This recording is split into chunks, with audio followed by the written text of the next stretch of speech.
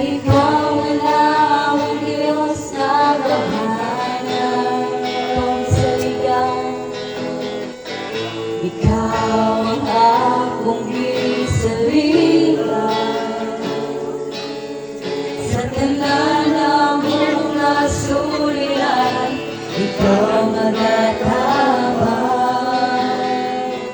ikaw ang mong ikinahanglan.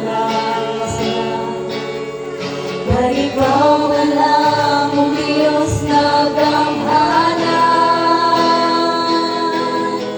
Pagkalingkod na mo dahil sa ngalan mo, Kristo, na nang ikinahanglan